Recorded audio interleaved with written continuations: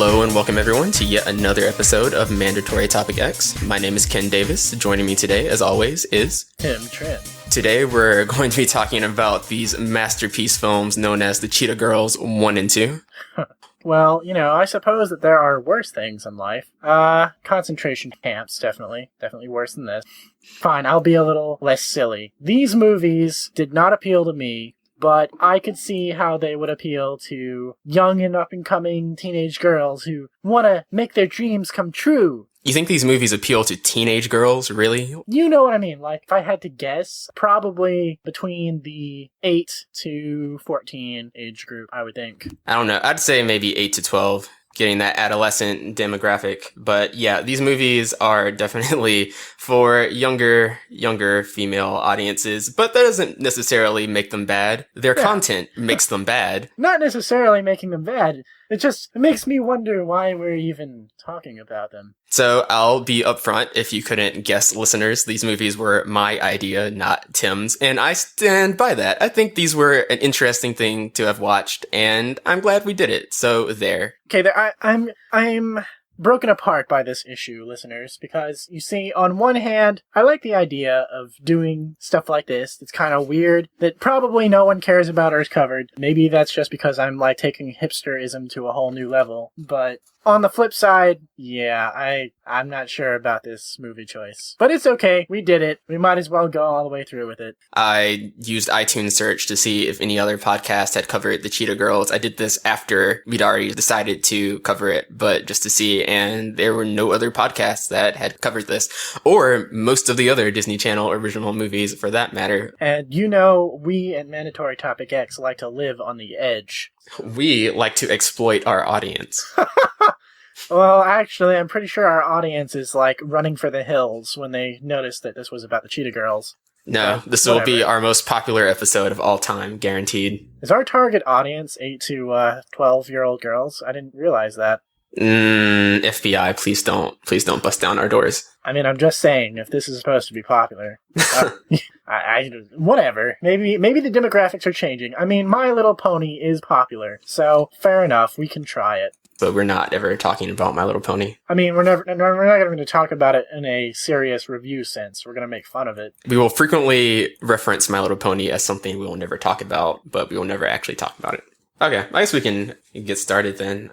The Cheetah Girls is a 2003 Disney Channel original movie. It was very successful as far as Disney Channel original movies go, and so they got a sequel movie in addition to having a third movie, and they also actually got a real band out of the deal. So this movie is about this group of 4, early high school aged girls who come together and try to form a girls singing group to obtain their dreams of fame and fortune. It was based on a series of novels with the same name, and those novels were being published 4 or 5 a year for 3 years, which I haven't read any of them, obviously, but I think the fact that this lady was pumping out 5 of these things a year is kind of indicative of the quality you could expect from those books and through proxy of these movies. The group that was based on this movie, that musical group was kind of the product of the traditional Disney marketing. They make a movie, they make a TV show, they get these young girls out into the public eye, then they start selling them as a product, singers, as songwriters, as whatever. The actors from the Cheetah Girls movie, they were the people in the Cheetah Girls band in real life, and it was actually a pretty popular band. It wasn't necessarily Jonas Brothers level Disney Channel marketed, but it did very well for itself. It was going to have a TV show on ABC, but that was delayed because Raven Symone, who plays the leader of the Cheetah Girls, she was really busy with That's So Raven, so the show got put on ice. The group did release 3 studio albums during its run. They had a clothing line, they had a doll line, they had perfume collections. They were the traditional Disney marketing big success for a little while before everything blew up. And it did blow up. I'm pretty sure the reason they stopped touring and whatnot is because one of the girls had some risque photos leaked and Disney just didn't feel like dealing with it anymore. As I guess kind of a piece of trivia, their second tour made $43 million. So that's the level of temporary success success we're dealing with here. Yeah, pretty mild success. Actually, I guess it's not mild, but kind of mild by like superstardom standards. Yeah, right. They were in operation from 2003 to 2008, if I recall correctly. These movies were on when I was in middle school. I think I maybe saw parts and pieces of the first one, maybe even the second one. The third one, I definitely didn't see any of.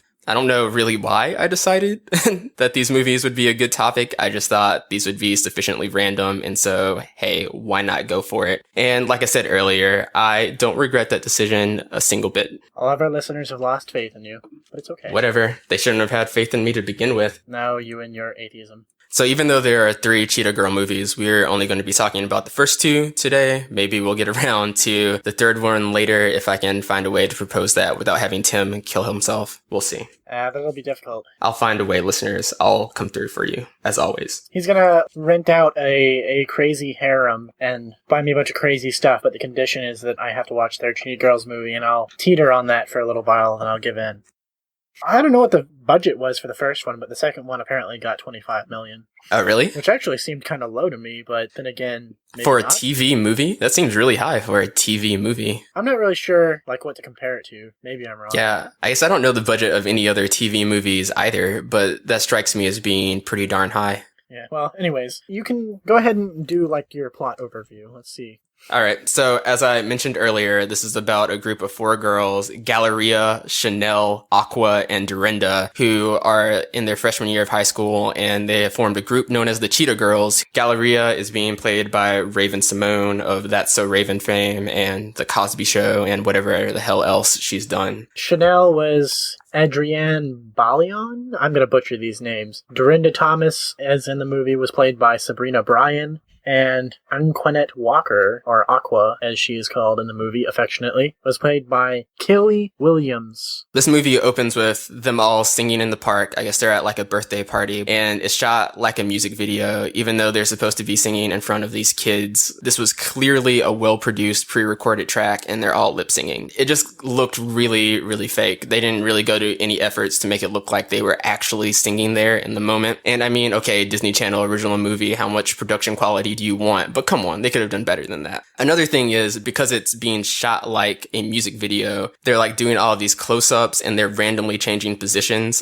They'll do this thing where they zoom in on one of the girls' faces, and then there's this ledge behind them. When they zoom in on one of the girls' faces, 2 of the other girls would be dancing behind the ledge. And this is a pretty standard shot that they use in music videos. But in the context of them being at this park performing in front of these kids, it doesn't make any sense because it requires these girls to teleport 50 feet and upwards onto a ledge in half a second. Dude, maybe they're all the Flash's children. That one girl didn't have a family. She was abandoned by him. Oh yeah, okay. I guess, yes, she was actually the Flash's daughter. Yeah. All right. I know they didn't expect children to actually pay any attention to this movie. I don't know. But at the same time, I paid attention to it. Maybe they should give kids a little bit more credit. But kids are actually stupid. I think we're looking into it a little too deep. But it's okay. That's what we're here to do. But it was definitely cut for kids. And I don't think they would really care all that much. All I'm saying is that was dumb. Yeah, those scenes were kind of nauseating. Lots of unnecessary cutting to basically the same thing at a different angle. Right. So after they get done with the birthday party, we're introduced to the main characters and all of their kind of personalities and personality quirks. Right off top, we kind of see, well, let me just use a description that was given by their drama teacher later in the movie. She describes Galleria as being the biracial hip-hop one. Chanel is the hot Latin spicy one. These are all quotes, by the way. Aqua is from the sassy South, and Dorinda is shrimpy, white, and able to dance. So hopefully that gives you an idea of the people we're dealing with from the movie's own mouth. After we're kind of introduced to them, it cuts to a scene with Galleria, again, being played by Raven Symone, and Chanel walking down the street, and they see a poster of this celebrity that they really like, and the celebrity was the product of marketing from a guy known as Jackal Johnson, and Jackal Johnson went to the high school that they currently attend, and he was a winner of the high school talent show, and that's what they're preparing to do. They're preparing to participate in the high school talent show, which they hope to win. And by winning the high school talent show, they hope to get time in a recording studio, which will allow them to record some songs or whatever, which will allow them to make it big time and finally reach their dreams. I don't know how much money they think a little bit of time in a recording studio cost. It seems to me they could just work like a summer job or something. It's not that big of a prize. Yeah, they make a really big deal about it. Galleria's mother. Okay, so Galleria is the character played by Raven Symone. Her mother in this movie is really, really just awful and horribly annoying. Not because she's a bad person. Well, I don't know. She's just really stupid. And we're talking about them aspiring to go and meet this jackal guy. And, okay, maybe this is a little premature, but one of the things, you brought up how much it would cost to go to a movie studio. When Galleria and her mother go to an appointment to basically see him and do a little recording cut or something like that, her mother's going on about how, if this jackal guy wants any of your money, he's obviously just a charlatan and you can't work with him. And I'm like, come on. He's a recording studio guy, right? He's enabling them to even have any kind of production or anything like that in a pseudo-professional manner. So, of course, he's gonna have some kind of agency fee. And her mother is just so adamant about it, like he's just supposed to do it for charity. Now, I don't know if that should be considered a nitpick, but honestly, that's kind of like a big part of the story. Well, we don't even know if he was asking her to pay. She looks at the contract and she says, I don't like this, but we don't know what it is that she doesn't like. A lot of the time, though, she's acting as if he's the worst guy ever, and she seems to have really ridiculous standards, as far as I could tell. I mean, he's gonna have to get a cut. That's the way that the thing works. And she's acting like he should just do it for free. The next scene is we go to Galleria's house and we're introduced to one of the central problems that she's dealing with in the movie, because all of the girls have their own little problems they're dealing with, allegedly, and they all have to get tied up very neatly by the end of the movie, as is the case with all Disney Channel original movies, or all Disney movies in general, or all movies of this type, if you even want to generalize further. And her problem, or at least one of them here, is that she's so obsessed with the Cheetah Girls that she's not really fulfilling her at-home responsibilities and blah, blah, blah. So that's when we get introduced to her mother, who's acting, I don't want to use gendered pejoratives, but she's acting rather unpleasantly. Like Tim said, she is really just an idiot throughout this entire movie, and she's kind of insufferable to have to watch for most of it. And I agree with all of your complaints. She's dumb, and it's painful to have to sit through.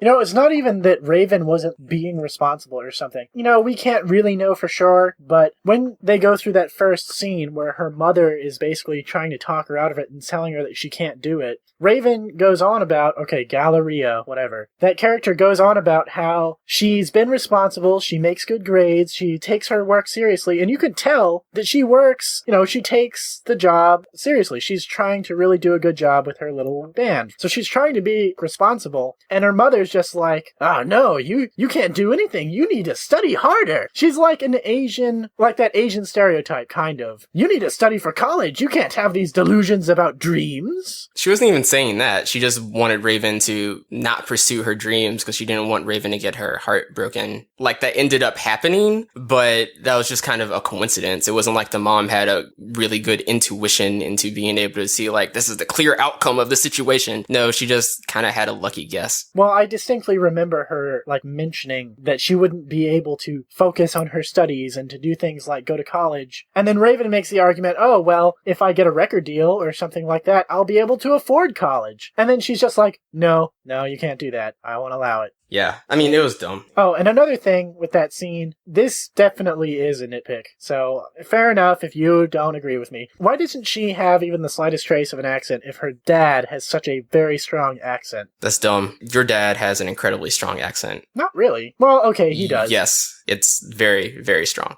Okay, but I don't know. It seems to me like, I don't know, whatever. I told you it was a nitpick. Okay, we can move on.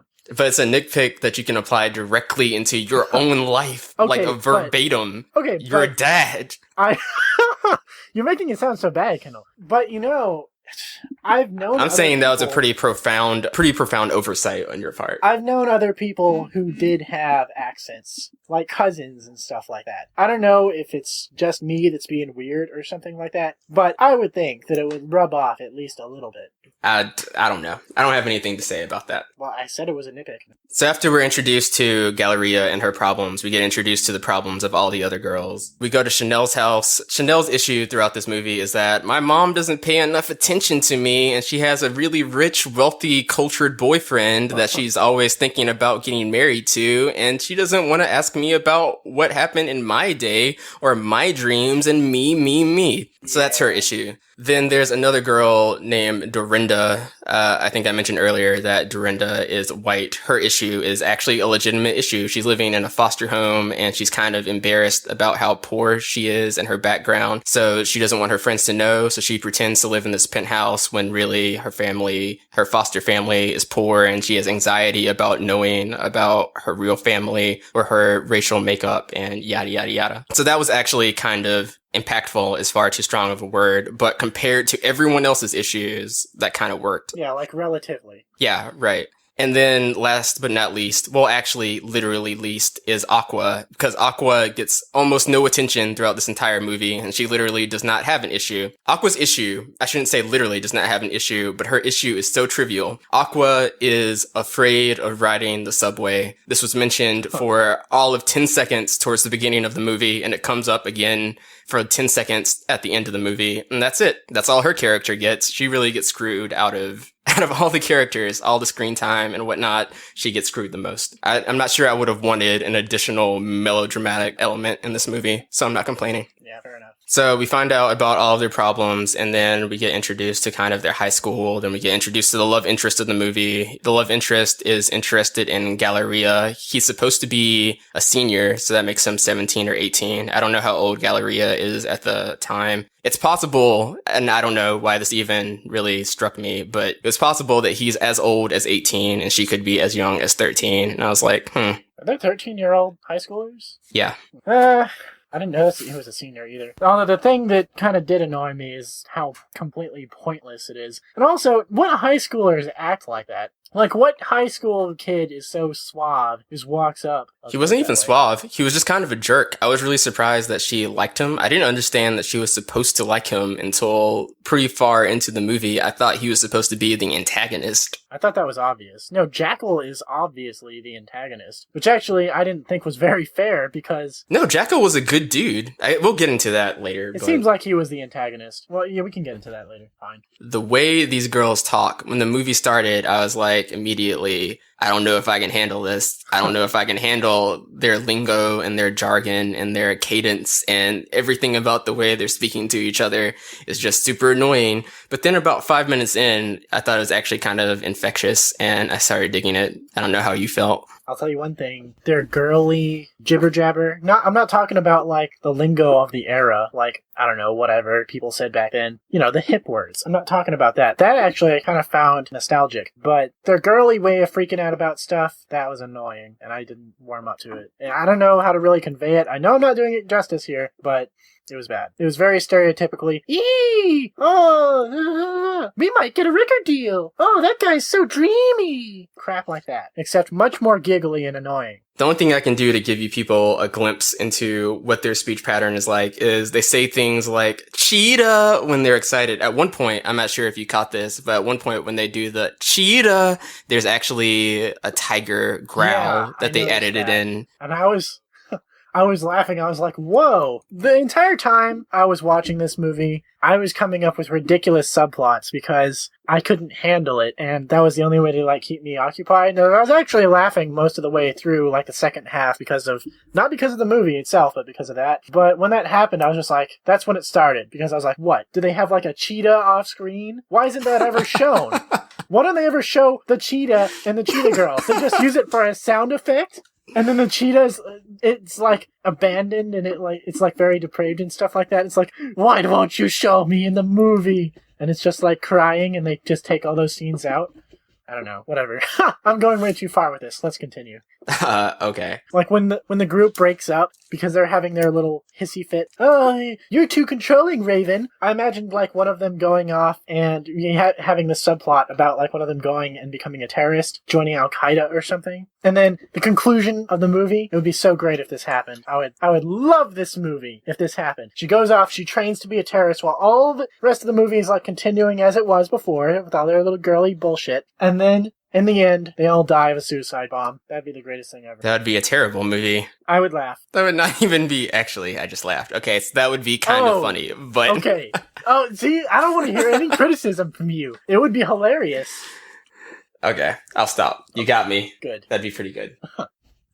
Success. So they meet their like drama teacher or whatever, and they do their audition for a talent show, and their drama teacher really, really likes their audition. And I liked it too, frankly, even though they're clearly doing the whole, they're not actually singing at the moment, they're lip syncing, and it's super, super obvious that's the case. I really liked the song, and I'll just say that up front. I liked pretty much all the songs in both of these movies. They were all pretty catchy, and I think the song in this scene when they're auditioning for the talent show is probably my favorite one out of all of them. Yeah, I'm not going to remember them. Like, I'm not going to be able to single out each scene and match them up with a song, but I will say I'll give it credit for that. The songs were well done. They were catchy. I'll give them that. I mean, for what they were. I kind of miss like that early 2000s pop thing. It's gone now. Yeah, EDM took over, which is fine. I really like EDM. I don't know.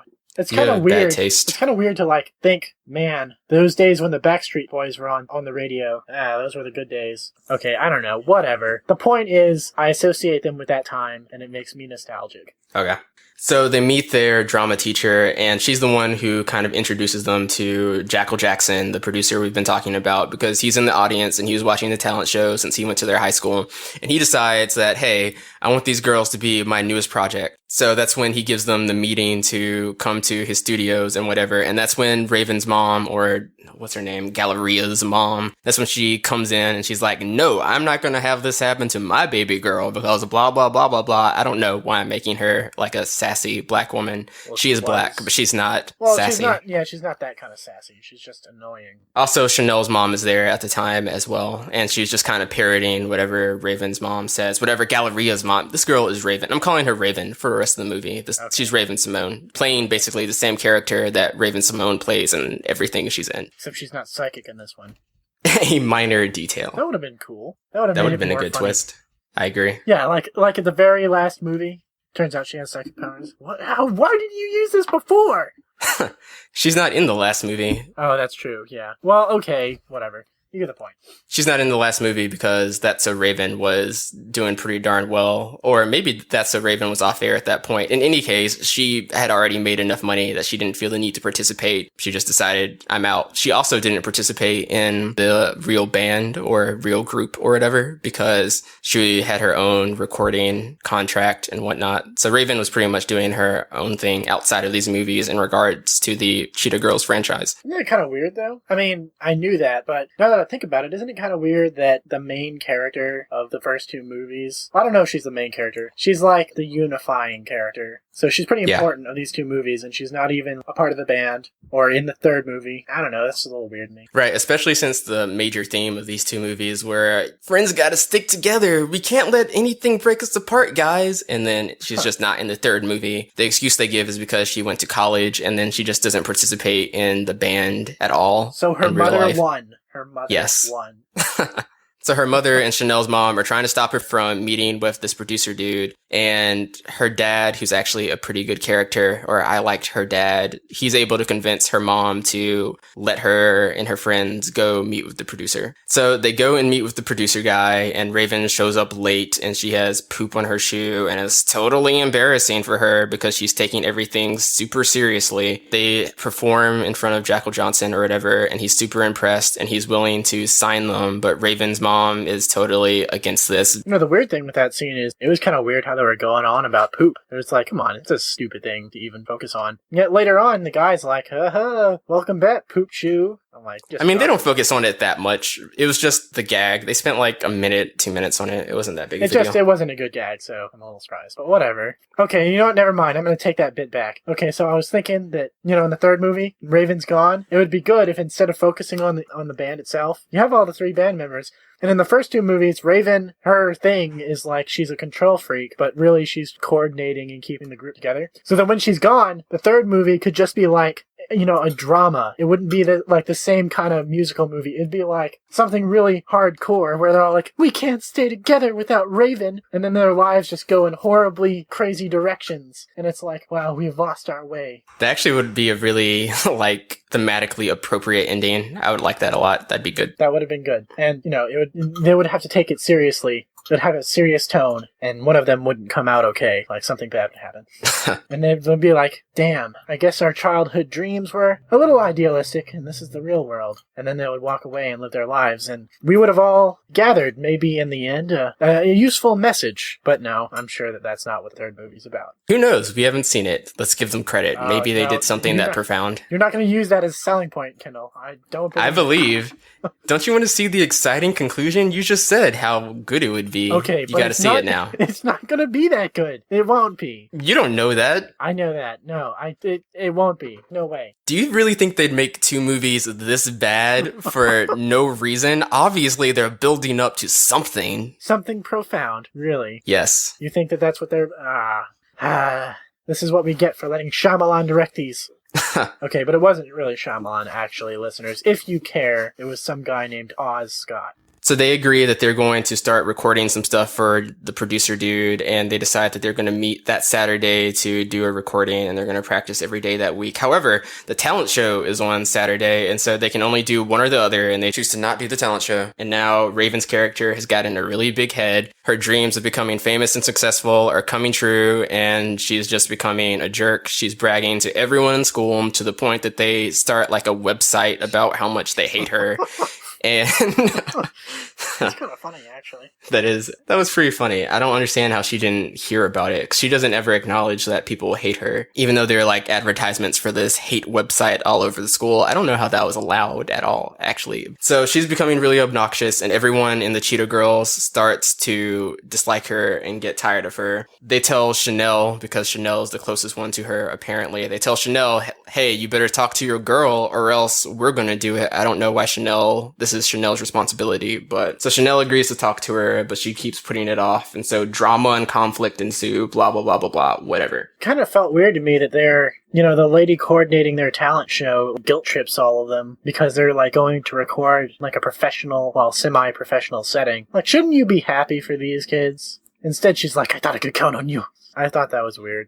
Yeah, no. So the drama teacher is upset, as you said, that they're skipping out on the talent show. She's really mad. But I think that's primarily because Raven was just being such an asshole to her. Like, she's saying stuff like, we can't mess up this opportunity. I'm sure you know what it's like to miss out on your dreams, drama teacher. And it's like, shut the fuck up, Raven. I should punch you in your face. Jesus Christ. Oh man, that's the greatest thing. It's even better when you portray it like that. I wish that she were more sassy like that. She was exactly that sassy. Yeah, that was literally what she did. She did rub it in though. Oh, maybe I wasn't paying enough attention. I don't know. Yeah, you can't blame me. You should have been paying more attention. Since we talked about them already going to see this jackal dude, so when they go back and see him, it turns out he's got other plans. He doesn't want to play their music. He has this marketing. He's sort of developed this marketing machine, and they're saying, oh, well, you need to assume these personas. And I didn't really care about that. Okay, so fine. That's not what they're all about, so they can just refuse. But the weird thing is that you remember in the previous scenes where you see the Cheetah Girls singing, and it's clearly, as Kendall said, it's cut and edited.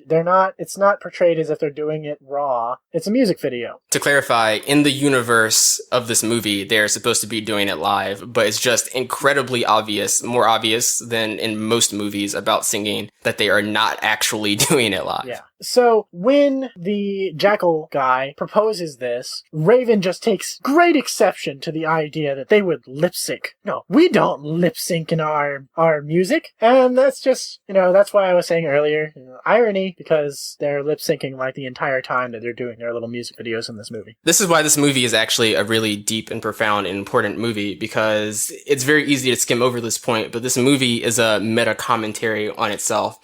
You said that at one point Raven says, "We don't lip sync." Do you know how long it takes her to start lip syncing after she says that? 27 seconds later, they're all lip syncing when they're performing for Jackal. It takes her 27 seconds to start lip syncing. I laughed quite a bit. I was like, what the hell? So this movie is about itself. They're objecting to being this mass marketed generic pop group that's just selling out for the sake of money and fame. And obviously that's what the Cheetah Girls are doing. That's what they did when they decided to be in this movie. That's what they decided to do when they decided to join this band in real life. This is obviously, I'm jokingly giving this movie a lot more credit than it deserves, but there's a tremendous irony in this movie. Everything that it's criticizing, they do in real life. Like, that's exactly what they did. Yeah, it's pretty awful irony.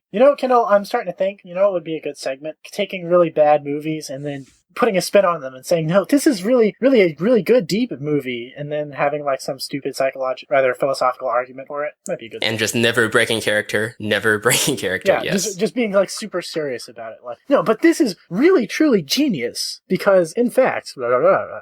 Pick a movie, and I'm down for that. It'd be hard though. We have to be like on our game for that one though. Yeah. All right. Wouldn't be hard for me, because I'm always on my game, son. Well, that explains why everyone's so disappointed. I hate you.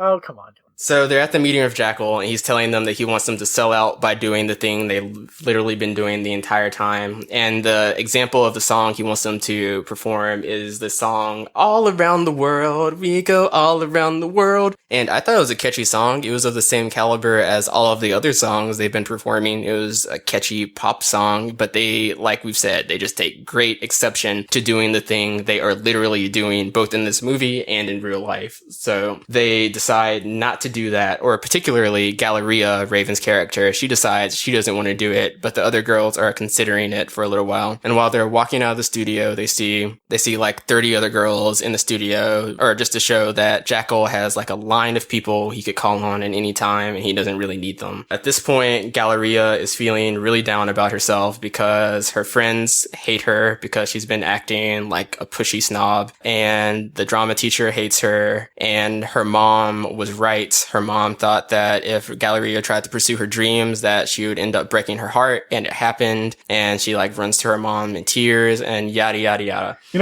Before that scene, I bet her mom was like sitting in the kitchen or something, like thinking, man, I'm such an asshole. I should just let her pursue her dreams. And then Raven comes in and she's like, Mom, you were right. And she's like, oh, what? Oh, yes, I was right. My poor child. Keikaku Sumori.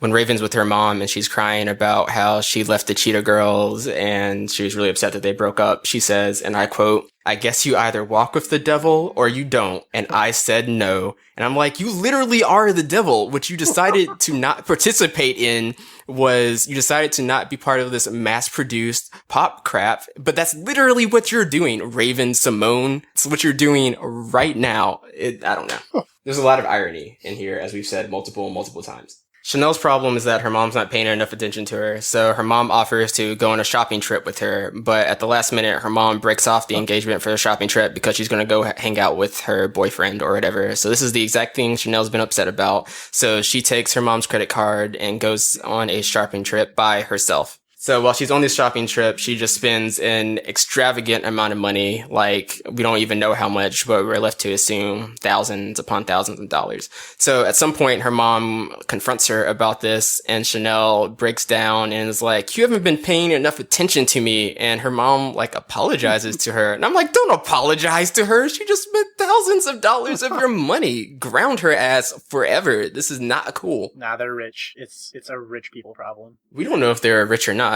Her boyfriend was rich, but she didn't have no ring yet. I don't know. I mean, they seem to have a pretty nice house. That's a good point. They had a really nice apartment for, like, New York.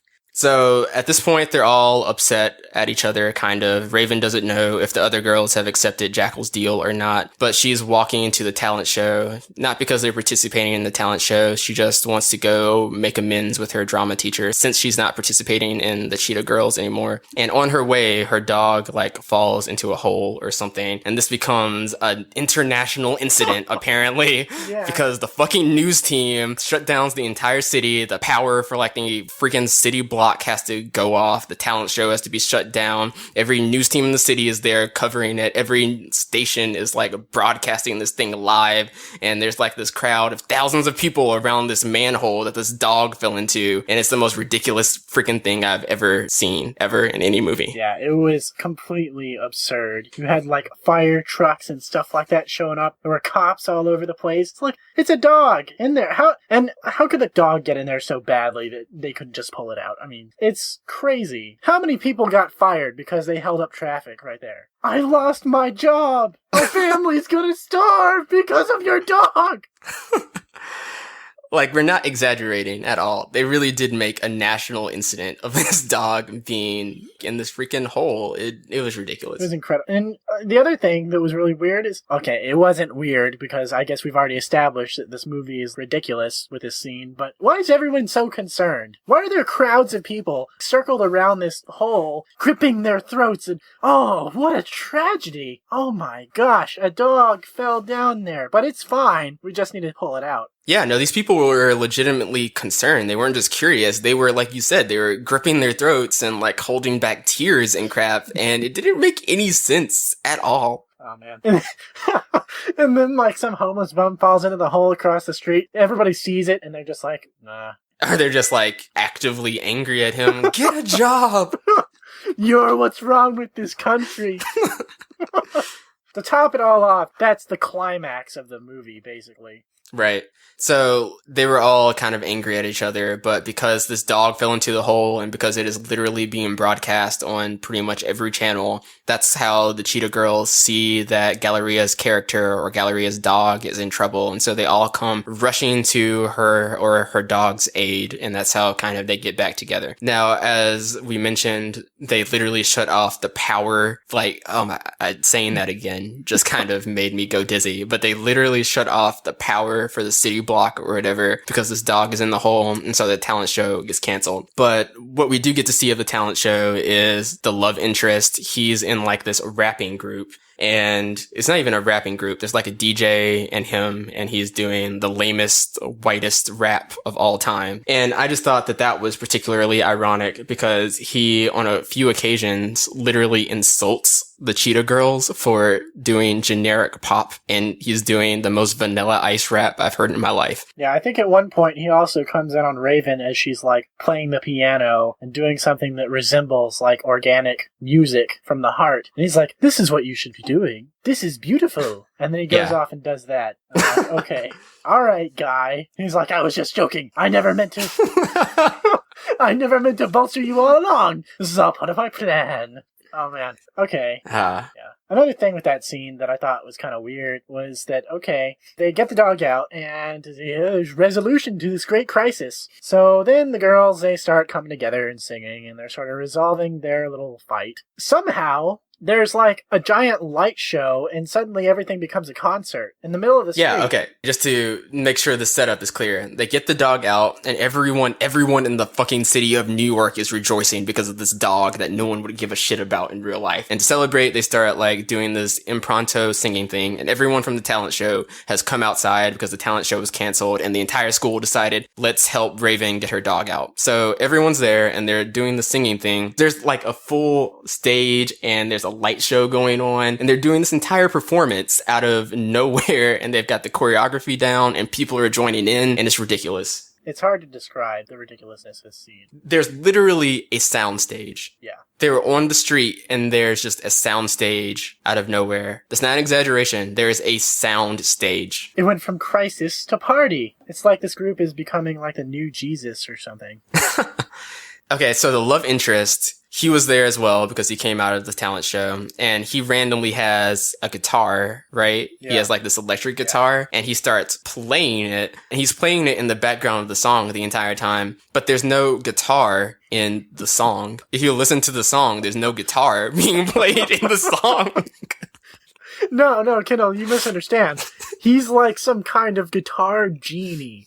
So while he has a guitar, he's actually making pop music come out of it because he's just that talented. Yes, that was my other question. Where was this music coming from? Why was there a sound stage? Why were there lights? What were they singing to? Like, I don't know. Yeah, it's like, wow, you were amazingly prepared for this. There were dancers. Like, the people on the street come on and they start participating in the choreographed dance. It's, I don't know. And then that's how the movie ends. I guess, did they win the talent show? Do we know that? Yeah, didn't they? I think they did. I don't remember. I don't really remember either. Pretty sure they did. All was forgiven because the dog was saved and heaven shined down upon them. The dog that got ridden out of the second movie, as well as the boyfriend, the love interest. He was not in the second movie, along with the dad. I like the dad, but he gets ridden out, right? Well, he's not written out. He's like, they refer to him, but you never see the actor, so he probably wasn't like part of the actual cast. He was in the plot. That's what I was considering, written out. But yeah, maybe I'm using that word incorrectly. I don't know. I don't know. I really like that Jackal wasn't a bad guy. You said that he was supposed to be the antagonist, but think about everything that he did. He never like insulted them. He never said anything mean or bad to them. He just offered them a really good opportunity, and they decided to not take it. But they act like he's this asshole who's trying to ruin their lives. Exactly. Like, it's made to seem as if he is the bad guy. The mom is like raving against him. He kind of has this kind of weird sort of, I can't really tell if he's cool or slimy type of attitude. So he was cool. Yeah, but I thought he was cool. But he had an attitude conducive to being the villain. But yet, no, he wasn't. He didn't do anything actually underhanded aside from saying, maybe you guys should become our marketing machine instead. That's like a very minor insult to become the villain. Not only did he not do anything underhanded, he did several things that were very generous. Yeah, he was generous. He was like, hey, you guys are good. Why don't you come record at our studio? He was just not a bad guy for all intents and purposes. He wasn't a bad guy at all. He just wanted them to basically continue doing exactly what they'd been doing, and they were like, no, that's not us. That's just us, and we're not us. We're us. Oh man, like, what if Raven had realized the sickness of what it was, and she just went to her mother and she's like, oh no, I realize that we are evil now. We thought that we were something, but we were really something else, but we were that something. I hope you mean Raven Symone in real life. She actually realizes the hypocrisy of doing this movie, and she just quits her, like, acting career forever. I don't know. Is she still acting and stuff? I don't know what's up with Raven Symone. I do know that people have been going on about how she's probably a lesbian. Not that that matters. Yeah, I've read that too.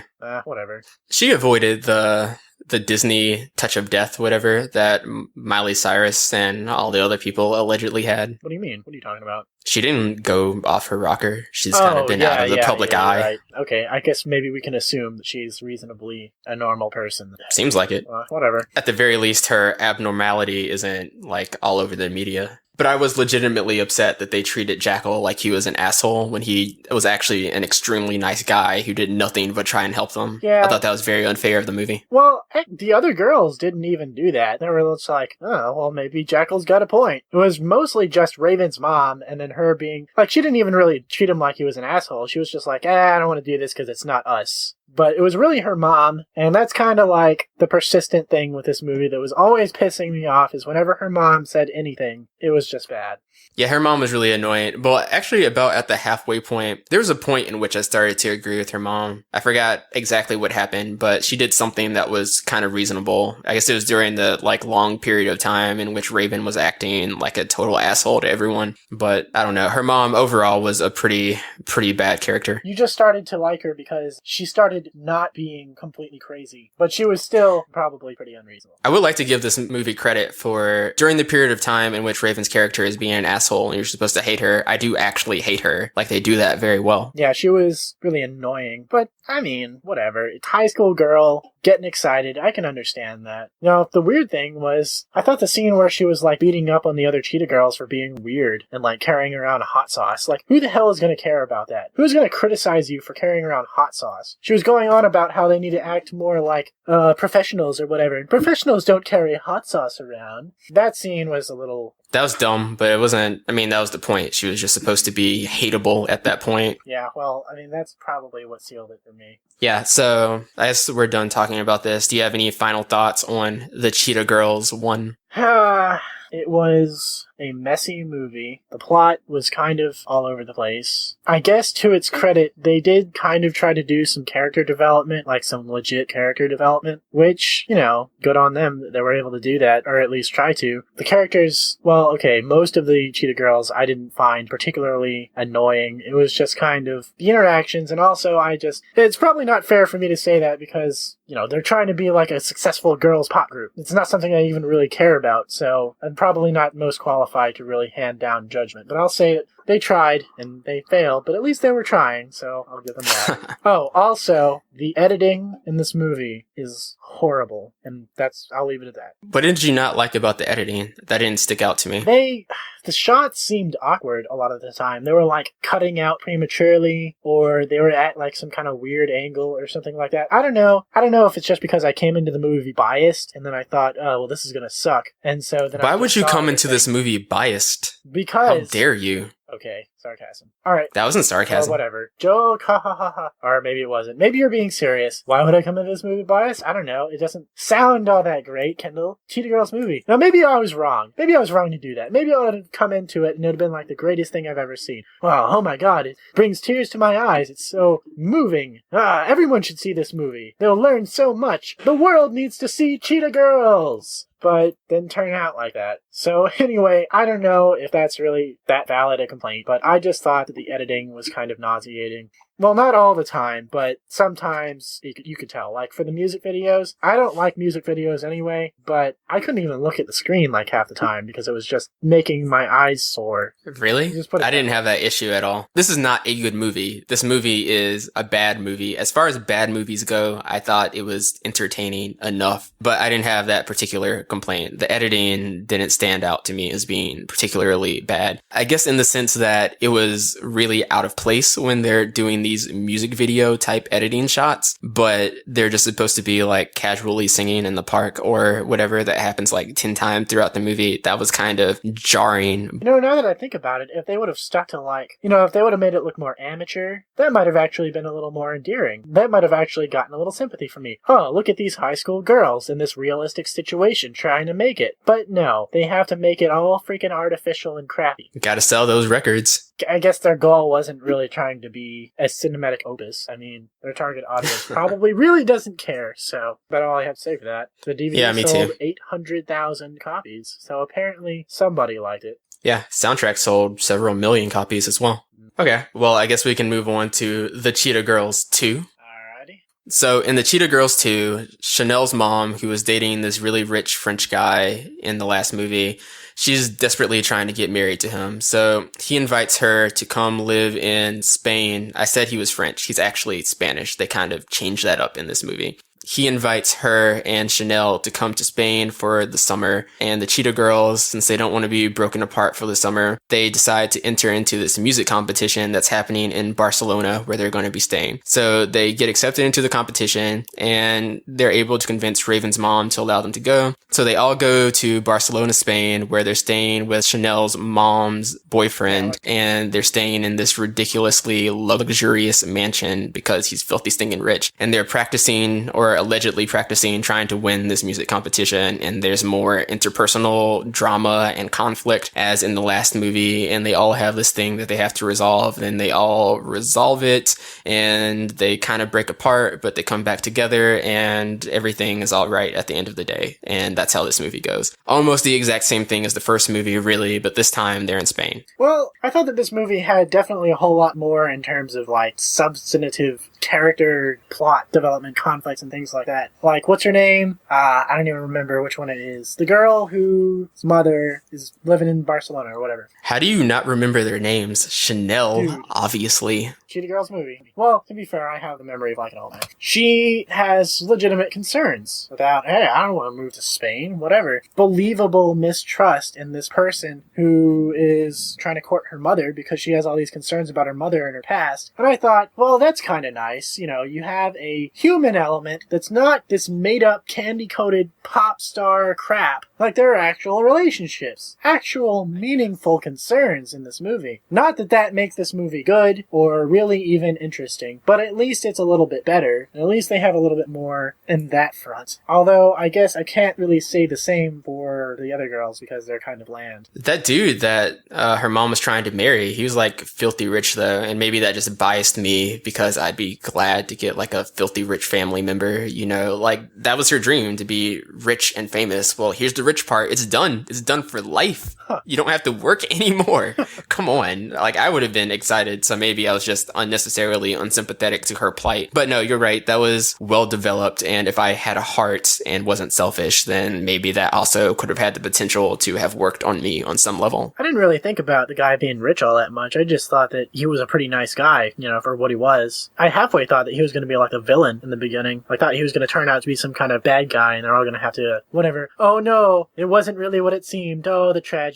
Yeah, I expected that as well. Yeah. But I'm glad they didn't go that route. But that's pretty much all I thought about with regards to him, how wealthy he was and how great their lives are going to be from now on. Because this guy, he clearly had tens, maybe hundreds of millions of dollars. He was very, very well to do. I don't know if you could say that, but I don't know what it takes to have a villa in Barcelona. Anyway, I also kind of thought, just whenever they had a scene with him, I wasn't sure whether or not to trust his character, because it's like, he seems like a really nice guy. And in the end he was, so I was like, alright, great. So you really were genuine. From the moment he showed up, before he showed up, I was concerned. But from the moment he showed up, I was like, oh, okay, he's actually a good guy. Jackal Johnson, on the other hand, every time he was on screen, I was like, are they going to make this dude an asshole? But they didn't. But then at the end, when they still acted like he was an asshole, I was upset. You know what would have been great? Like, after the end credits of the movie, it comes back to him, and it's like that classical anime sort of villain look where he's like sitting in the shadows going, ha ha ha ha, they don't even know. And then something horrible happens, and it turns out he really was a villain after all. It turns out he was the one that dug the hole that the dog fell into. And he's like a feared criminal. The president's like, oh, we can't screw around with him. He digs holes to put dogs in. Oh, man. I don't know. That was... It really is an understatement to say how ridiculous that scene is. Anyway, moving on. I thought that it was kind of lame that they were fawning over these foreign guys, these pretty boys. They didn't really have all that much redeeming about them other than the fact that they were good looking and they could, like, sing and dance. So that was confusing to me. I'm a straight guy, so my opinion doesn't mean much, but the love interest in the last movie, who's not in this movie at all, he's not even mentioned, and the apparently, allegedly attractive guys in this movie, they all seem kind of ugly to me. When I think of a handsome man, that's not what I think of at all. Yeah, well, you know what I mean. I'm not, obviously I'm straight as well. I guess when I think of a handsome man, I would picture someone kind of suave. I'm not sure if that's what you would think of, but I almost like the most interesting guy, and you know that meme? Yeah, someone like that. Someone wearing a suit who's cool and interesting and stuff like that. But actually, I didn't think that about this because I know that women, very broad generalization here, and I know all women aren't like this, so send your hateful emails, but there's my disclaimer. I knew that kind of guy, was appealing in a lot of ways, so I didn't think that. I just thought that it was kind of lame how they were fawning over them and how, shallow it seemed. I guess, I don't know. That didn't really stand out to me. I was just kind of surprised by how unattractive these guys are. But when they meet the first dude, who's supposed to kind of be Galleria's love interest, though they don't really commit to that subplot all that much, but it's clear that they kind of want to half-heartedly have a love interest for her. And they meet this guy, and they have a legit music video scene, whereas every single other time they've been singing and doing the music video nonsense we've been complaining about, in the context of the universe, they're just doing a normal performance, but they're just showing it in the movie as this overproduced music video thing. But in this movie, they do actual musical scenes, like how in a musical, everyone gets together and does a choreographed dance and they do a song just for no reason. But in that context, it's completely okay because it's a musical and they're not bound to the laws or to the logic of the real world because they're not asking to be interpreted in that vein. This movie goes that route and they are just teleporting all over over the city and singing songs all over the city and random people are joining in, but it's okay here, unlike in the first movie, because it's clearly being done as a musical. And I thought that was a really big improvement, and they should have taken that route in the first one. Yeah, they made a lot of improvements with this movie. I mean, not that I was really interested in it, but it seemed like the entire movie, it had a lot better continuity, I guess you could say. It sounds like you still didn't like this movie, even though you thought it was better. I thought this movie was fine. It was better, but it's good for what it was, but it's not like, I can't say that I was really invested. I'll just put it that way. And for a movie to be good to me, I've got to care more than just a little bit. And, okay, I'll give it the scene at the end where her mom gets married to the guy, or rather he proposes. That was kind of sweet. And that's nice. And, whatever. It wasn't bad, but at the same time, I wasn't invested. So I'll give it a pass. It gets a passing grade. I'll give it a 6. So I'll give it. Okay, I guess I was invested enough. Compare this to a movie that I was watching earlier today, even though we saw this movie in the theaters together, The Hobbit, and I was completely uninvested the entire time with that movie. I did not give a shit what was going on. I like this movie better than that. Like, I cared more about this movie than The Hobbit. Send your hate mail, please. I dare you. Man, that's kind of weird. I guess now that I think about it, come on, commit to it. Say it. Here's what I'll say. Here's what I'll say. We did go and see The Hobbit in theaters, both of us together. Why were you watching The Hobbit earlier? Weird. My roommates. Okay. I joined in. Here's what I'll say. That movie was really, really boring. But it was weird to me because it was like, it seemed almost like it shouldn't be, and I didn't know why I was bored. There was action in it. Maybe it was because it took all the sort of fantasy tropes, and it was just like an epitome of the fantasy genre. And so even though they did everything really well, and you could tell they put a lot of effort into the movie, it was well choreographed and all that other crap, the special effects were great, but it was just so cliche, I guess, that I couldn't care. I don't know that I could say that, though, because at least... Yeah, I can't say that, no. I think I actually like The Hobbit a bit more than I like Cheetah Girls. You're lame. This movie was more entertaining than The Hobbit. Like, easily. It's not even a comparison to me. It's not even a comparison. The Hobbit was boring, but at least it was a little bit... It was fascinating. Like, it's got an interesting sort of... I always get sucked into these sort of high fantasy worlds. It's hard to describe. We can just save that for another time. But it was fascinating. Whereas this, I did not care at all. I was not gripped. I mean, I cared a little bit about the interpersonal relationships and the character development. That was good for what it was, but it's not anything like having, a dwarven backstory or an evil power. It's not like that. And those kinds of things, they always hold a certain appeal that I don't really think this can compare to. At least it wasn't trying. Maybe some genius director or some really good writer could make just like really interesting musical thing, and I'm sure that they have. I'm sure that it exists, but this wasn't it for me. Yeah, I think you're crazy, but whatever. Okay, going back to the scene where they're dancing around Spain like it's a music video. Yeah, like we mentioned earlier, at the end of the last movie with the talent show and the love interest, he breaks out his guitar and he's playing his guitar, but there's no guitar in the actual song.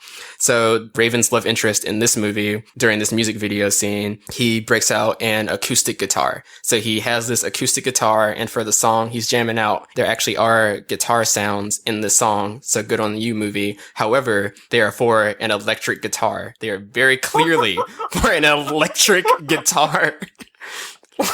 like everyone in the movie was very adamant about not repeating this mistake again. And then the editor or whoever was responsible for that was just like, no, I liked it better this way. And the director's like, you had one job. Oh man.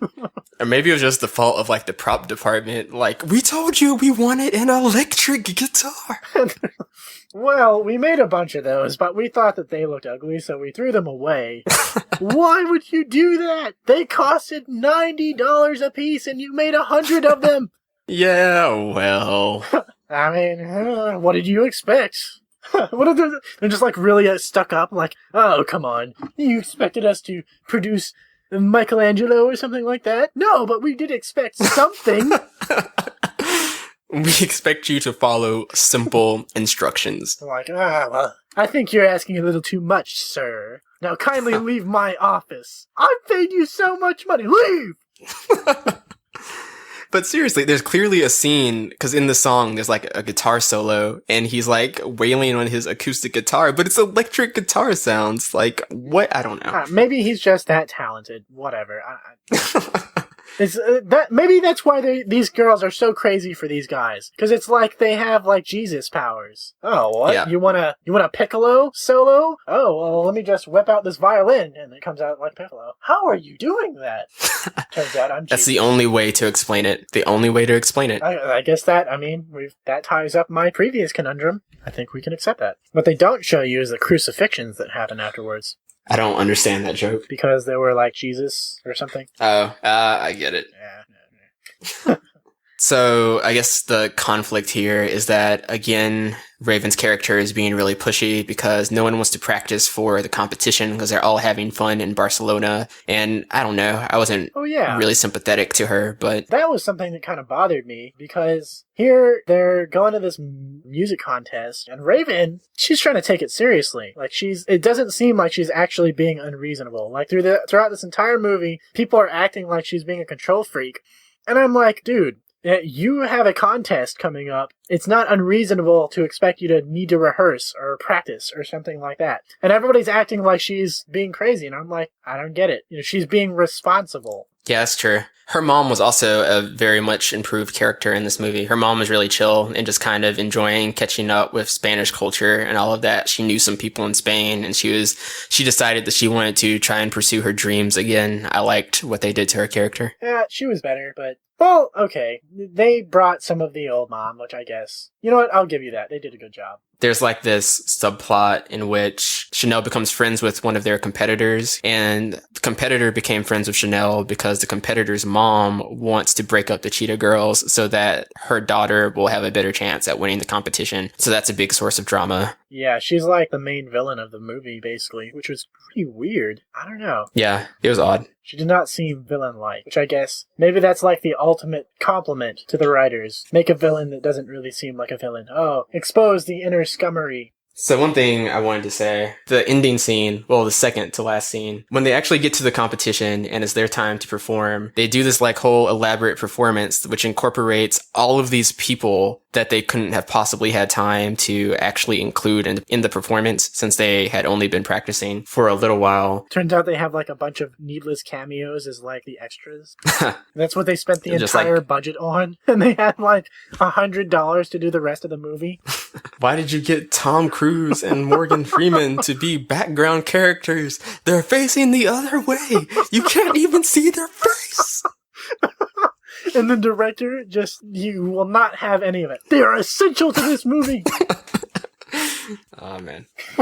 Speaking of directors, at one point during the Cheetah Girls performance, the director of the competition comes out on stage and has a trumpet solo, and I'm like, what the hell? This is clearly a conflict of interest. How can the director of the competition be a part of your performance? Not only that, but the favorite to win the competition was the girl who was trying to break up the Cheetah Girls earlier. She drops out of the competition because she feels bad about what she was doing, but they invite her to participate in the competition with them while they're on stage. They're like, and we want to give a shout out to this girl, whatever her name was. Give her a round of applause so that she'll come on stage and perform with us now. And so she does it, but when she's walking on stage, she's mic'd up, like she's ready to go and her mic is like working. And so she just falls into the song immediately. And somehow she knows the song, even though they make a big point of saying that it was a new song that they've never performed before. And she like knows the dances and she's getting into the choreography perfectly. And so they have the favorite to win the competition who dropped out like 5 minutes before in their performance. They have the director of the competition in their performance.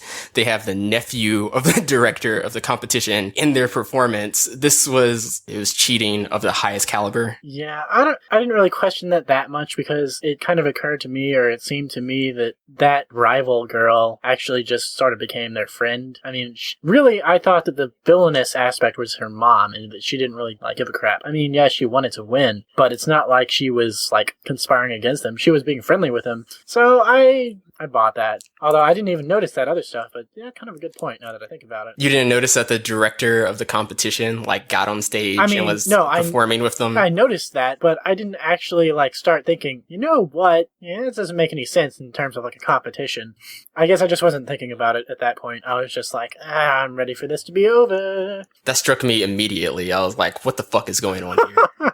Kendall will not have this blatant conflict of interest. These details are getting on my nerves, though. Here's another one. So the competition, they like in their performance, all these people who had nothing to do with anything are getting on stage and somehow know the choreographed dances and everything, whatever. So they leave the stage and everyone just immediately is following them in like a big dance party outside of the competition area. Like they just immediately after they're done performing, everyone leaves. So let me ask you this question. Did they win the competition? I don't know. No one fucking knows because they don't fucking say. Oh my god, they don't say I remember who wins. that, and I remember laughing at that. I was like, oh, wow, this is a little different. It was like the conclusion to the first movie where everyone just goes crazy and nothing makes any more sense. They just gave up. Right. But they could have had the director just briefly say, the winner is the Cheetah Girls, but no. Just nothing. Just, hey, everyone leaves. Nah. Everyone leaves the competition immediately. It's just empty. It's desolate. No one cares. The winners don't matter. Yeah, the director, later on, he, vehemently denies that the competition even happened. I know nothing There's about no competition. And he's, sweating profusely, like it's some kind of, government cover-up. What competition? Just get away from me! Quit interviewing me anymore! Who are these Cheetah Girls? I don't know who won! So dumb. And then after the ending credits, turns out, the president of that country is just like, yes, you did well to cover up the competition, and you see the director right there, but not well enough. And they, behead him. And he's like, no! Oh, man, the greatest tragedy. No, his nephew's right there. And then the president, turns around dramatically and he's like, let's hope that you don't make the same mistakes he did.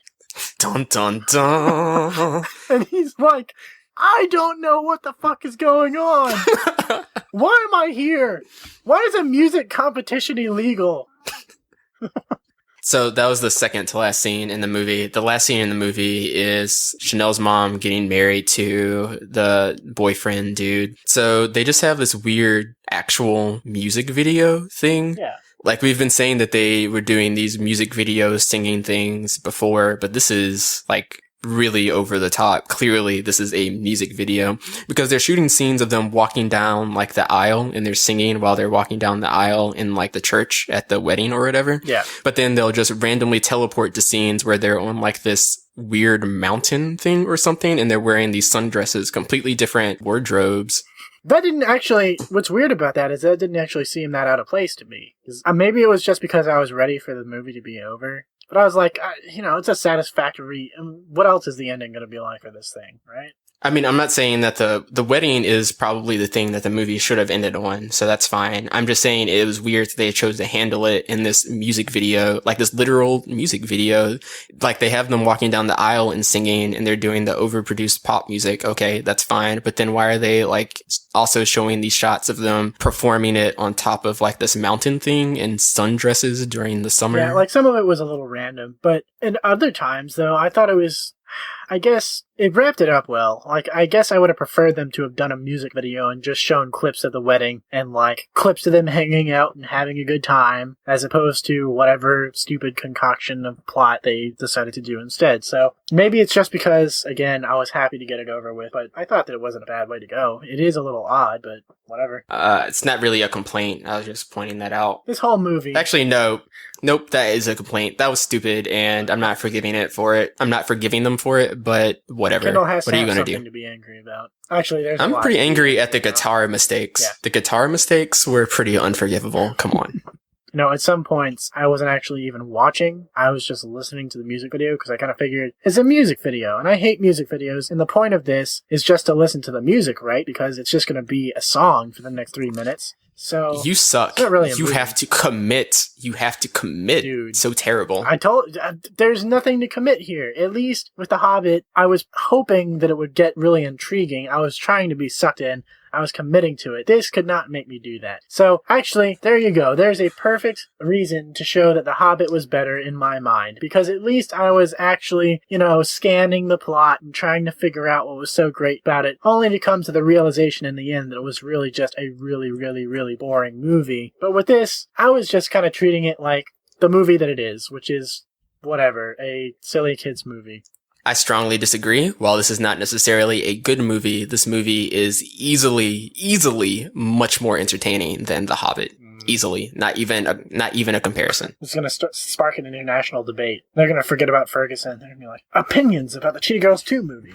You're going to have, like, people on Fox, like, screaming at each other, like, more violently than ever before. We're not talking about evolution. We're not talking about religion. This is Cheetah Girls versus The Hobbit. And I'd be right. I don't know. There'd be two camps. Incidentally, this movie has a pretty diverse cast, if that's something that you care about, listener. Oh, you mean like as far as race is concerned or whatever? Yeah. I thought it was kind of weird how they were actually mentioning race in the first one. The girl was just like, Yeah. I'm not black. I'm not like you guys. Like, since when was this a black band? I didn't even notice. But whatever, I don't know. Yeah, that caught me off guard just because it was being done in a Disney movie. Yeah, it's a little weird. But you know what? I guess good on them for whatever, trying to have legitimate drama. It seemed like they were trying. So whatever that's worth.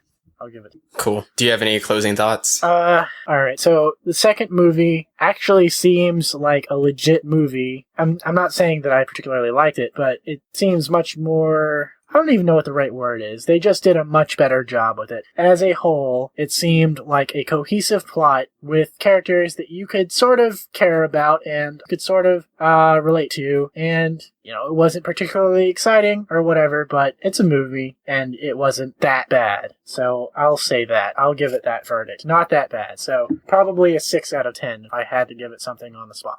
Neat. I'll say that this is easily better than the first movie, and it's easily better than The Hobbit. So there, that's all I got. Hobbit, something, Hobbit. Alright, listeners, go to YouTube and type in Kanye West South Park Hobbit right now and watch that. Oh, that was so funny. It's funny. Anyways, it was good. Okay, I guess we're done wrapping that up. Are we done wrapping that up? Yo. Bad pun, yes. Alright, listeners, so we've been reading the reviews, and just so that you know, just in case you feel like actually listening to this on a regular basis, we are going to be trying to get on a sort of regular daily release schedule. We're going to try to start releasing every Saturday. But you can expect probably an episode every week, so for whatever that's worth, we'll get on a more stable schedule as we sort of get into the hang of things. So just stay tuned, I guess, and with that show note, peace out. Later.